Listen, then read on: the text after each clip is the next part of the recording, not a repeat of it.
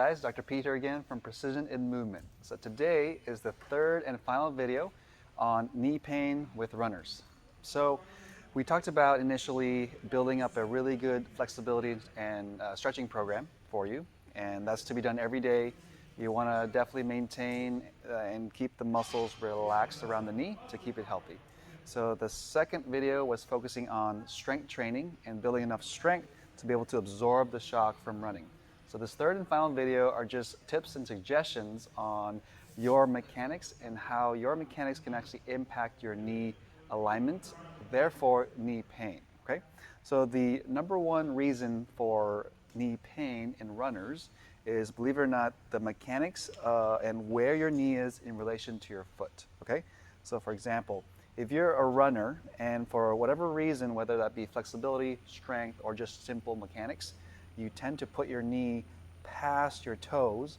If I drew a line from the front of your toes up, I'm definitely the knee is hitting the wall right here. So the reason why that could be a bad thing potentially is, again, with running, you're taking hundreds, thousands of steps, right? And you're putting a lot of shock and strain to your body. So if you're using this posture, this alignment, and you're putting a lot of work to the quads, guess what's going to eventually happen to the kneecap or the tendons above or below? It could potentially stress it. Let's say you're also not managing the mileage per week and you're just being gung-ho and kind of going for it.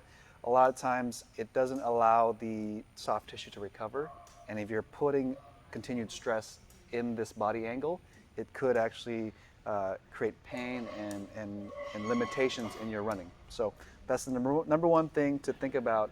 And of course, it's hard to see how you're running.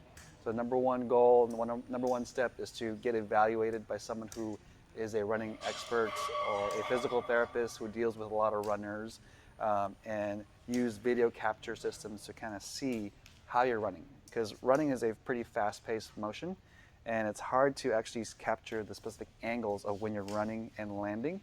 So try to get evaluated by someone that knows and has a little expertise in this here. So that's the number one thing. So let's say you are running that way. So one simple tip would be so going Luis, get into that same position. The reason why sometimes the knee goes past the toes is potentially because your body is a little bit too upright, right?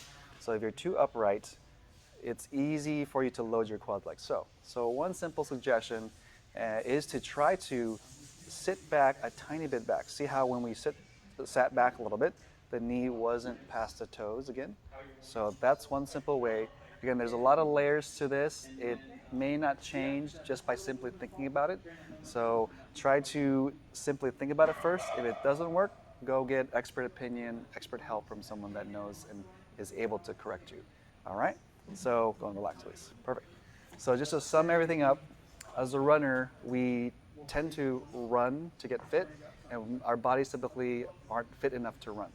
So first step is get an evaluation, get your running analyzed by someone that can take a look at it through video, and they can suggest some things to work on as far as, hey, maybe you're tight in your quads, maybe you're tight in your hip flexors, and here's some exercises for you.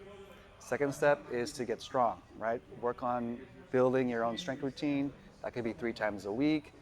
I know most athletes just want to do their sport, but working on flexibility and strength actually will increase the longevity of your career. So if you're thinking long term, you're in this for the long haul, definitely try to build these programs into your routine. And third and final step is get your mechanics assessed, because the way you're moving can impact the health of your joints. And this can be applied to any joint, the knee, the ankles, the hips, the neck, the shoulders, and everything. So try to be mindful of your mechanics. If you need help with that, again, talk to a local physical therapist, talk to a movement expert, and they can definitely help you with that.